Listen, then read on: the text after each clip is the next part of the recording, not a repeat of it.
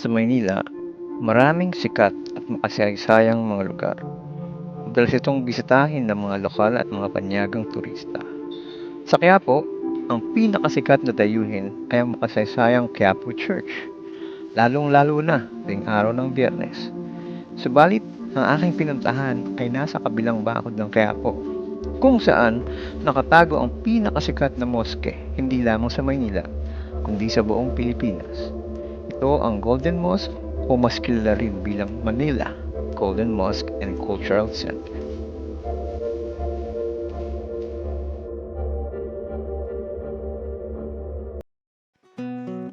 Pasado alas 12 na nang makadating ako sa Golden Mosque. Katatagpuin ko dito si Ahmad. Siya ang sasama sa akin para ikutin ang lugar.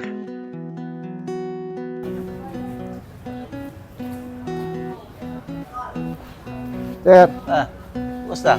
good afternoon, sir. Good afternoon din, sir. Okay, samahan mo ako sa ano? Sige. Pwede. Kahit saan. Samahan kita. Okay, Sir Ahmad, as a non-Muslim na visitor dito sa Golden Mosque, saan mo ako unang dadalhin dito sa lugar? Ituro mo ako dito sa lugar. Siyempre po dito po, sir. Dito po tayo una. Dito po. Papasok tayo dito. And then, Ito yung pinaka-entrance. ito po yung pinaka-entrance po. Pagdating natin po dito sa sa pinaka-entrance po, Oo. so tatanggalin po natin yung sapatos. Dito Okay. Si Ahmad ay ang Chief Security Officer ng lugar. Siya ang sasama sa akin para ikutin ang moske. Kasama ko ding makakapanayam si Ali Aniego Alawi na siyang presidente ng Islamic na paaralan sa likod lamang ng moske, ang Mahad Metro Manila Islamic Institute Incorporated. Ay, teka muna sir, bago tayo pumasok sa entrance sa Golden Mosque, pumasok muna tayo sa ablution area para maganda yung para makita mo, ha? Sige. Doon muna tayo sa ablution Sige, sir. area, ito po. Dali mo ako doon. Ang ablution area ay nagsisilbing lugar para maghugas ng bahagi ng kanilang mga katawan tulad ng mga kamay, mukha, paa at ulo bago pumasok sa loob ng moske. Dito po yung tinatawag na ablution area, so bubuksan po natin para maka-ablution po kayo, para makapaghugas ng The rules of this mosque we are going to enter. Whether you are going to follow the rules, is you have to, before you are going to enter, you have to wash, that is called an ablution. So, ibig sabihin, dito tayo maghuhugas ng kamay pang ablution. Ito. Bago po pumasok yan ng moske. Oh, yes po. Dito. Okay. Ito po ba ay unisex o pang lalaki lang to? Pang lalaki lang po. Ay, ang babae po, sir, nandito po sa kabila. Okay. Dito po yung mga pangbabae natin. Yung pang-ablution dito. Ito po yung mga ablution ng mga babae. Kasi po, hindi pwede po magkatabi yung ablution ng babae at saka lalaki. Okay. So, may partition po. Ito po yung mga ablution ng babae. Dito po sa loob. Ayan, natanggal ko na yung sapatos ko. Sir Ahmad, ano po yung next step natin? Sa ngayon po, Pasok na papasok ba po tayo? tayo. Teka, pero bago tayo pumasok, may nakita ako dito sa labas, katulad nyo, no?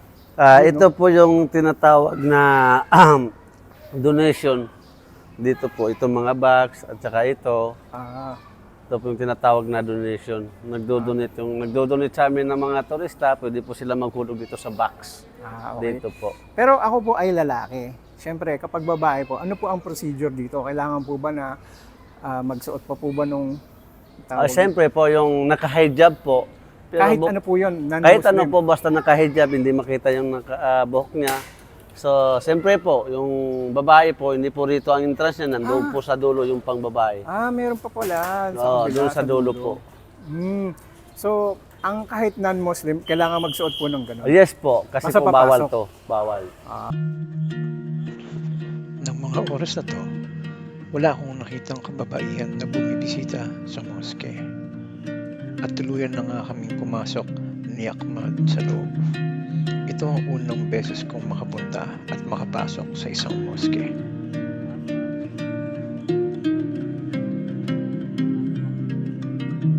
Para po sa mga hindi, mga non-Muslim, kada araw ay 5 beses po kayong nagsisimba Yes o po, 5 sumasamba. times a day po ang prayer namin. Pwede pong malaman kung mga anong oras po yun. Una-una po, alas 12, alas 3, Alas 12 ng tanghali, alas 3 ng hapon, pangalawa. alas 6 ng gabi, alas 7 ng gabi. At saka po sa Fajar po, sa madaling araw po, alas 4:30. Yun po. 5 times a day po yun. Okay, so pumasok kami ngayon dito dahil katatapos lang ng alas 12. Yes po. Yun yung Dohor. una. Dohor po. Yun pong una na sala. Sige po, yun na lang po Ito ako po. sa lugar.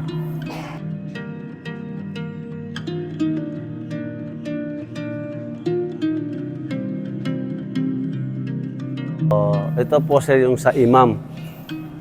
Dito po yung tinatawag na imam namin. Dito po siya tumatayo. Tapos yung maraming tao dito po sa ulian po. Dito po yung imam na sinusunod na ma'mum. Parang kumbaga sa Kristiyano, ito yung pare. Pare dito. Sa aking panayam kay Ali, aking inalam ang history ng moske. And in the year 1975, nakaroon ng gira ang mga MNLF at saka mga of the government because of that history, the same with the Palestinians. So after that, si President Marcos noon naghanap ng kung sino ang to have a peaceful talk with the MNLF and the Philippine government. So somebody told President Marcos that President Al-Qaddafi is a close friend of the MNLF, Normi Suarez. Gaddafi. Gaddafi, president of Libya. Okay, tapos? So President Marcos sent his wife Imelda Marcos to Libya. So when they arrived there, the intent of the Philippine government or President Marcos and his wife is to host the President of Libya, Gaddafi, to visit here in the Philippines. Okay. Then President Gaddafi said, ask Imelda Marcos, is there any mosque that I can perform my prayer in the Philippines? Okay. So President Gaddafi said, yes, there is a mosque in the Philippines, but at that time there is no mosque. It had been established in the Philippines, but in that yung pag-usap nila, walang kwan, it was not materialized. Gaddafi did not fail to arrive here in the Philippines. Pero dahil nalaman ni Presidente Marcos na pupunta si Gaddafi, Because of this, Oo. that is the why. That's why President Marcos constructed immediately kahit wala pa. Kahit wala pa, sabi niya, mayroon na tayong mosque doon, you can perform prayer there. Nakakamangha ang lugar na ito. Hindi sa panaginip ko, hindi ko naisip na makakapunta ako sa makasaysayang lugar na gaya nito.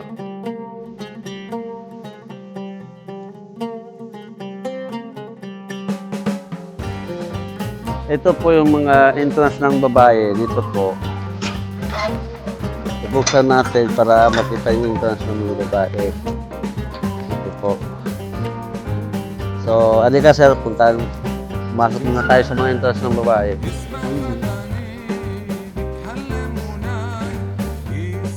Ano po?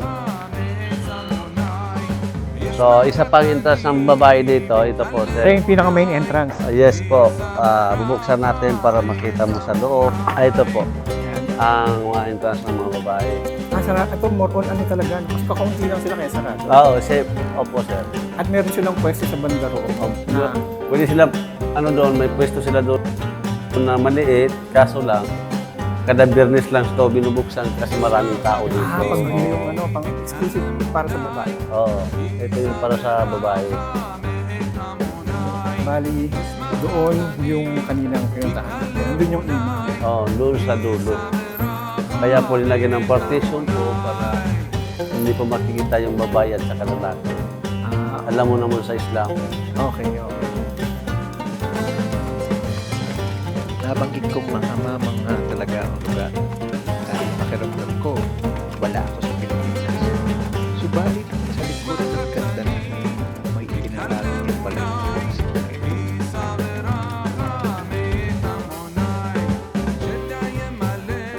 So ito po ang isang problema namin. Ito pong mosque namin, tinutuluan po. Katulad po yan.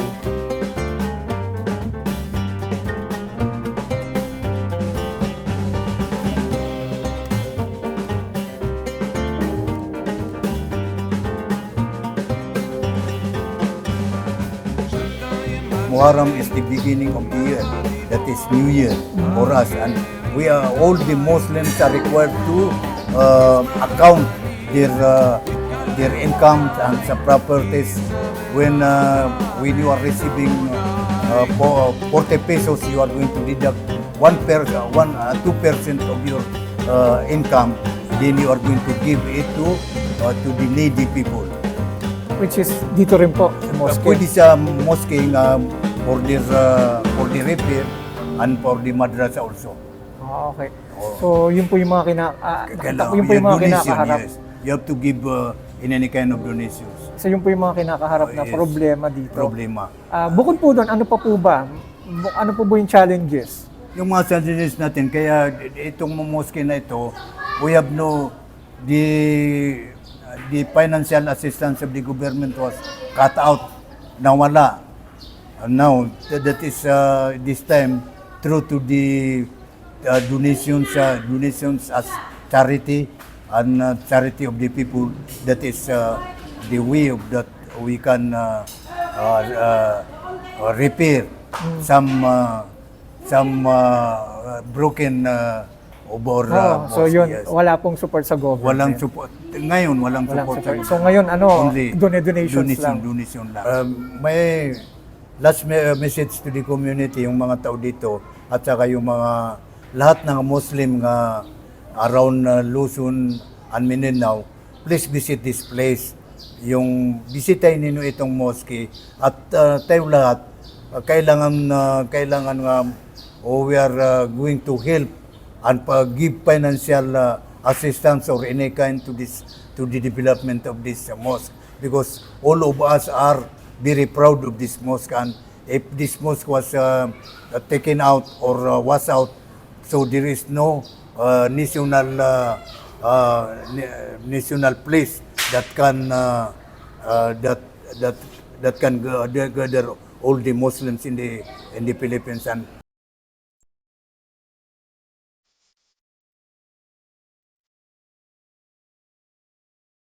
Nakakalungkot mga kasiti. Ito ang realidad na kinakaharap ng Quiapo Golden Mosque ngayon. Ngunit patuloy pa din ang mga gaya ni Ali na nananawagan lalong-lalo na sa mga kapatid nating Muslim na matulungan ng mosque.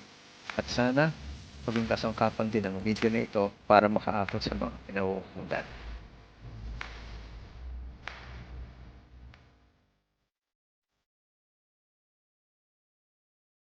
Sir Ahmad, maraming salamat sa pagsama mo sa akin, sa pag-welcome mo sa akin dito sa lugar. At sana makabisita ulit ako dito. Maraming salamat din sir sa pagbisita mo sa amin dito sa Manila Golden Mosque. Sana po kung sino pong gustong bumisita sa amin dito sa Manila Golden Mosque, and welcome. Turista man o non-Muslim, pwede po sila bumisita dito sa amin. Maraming salamat po.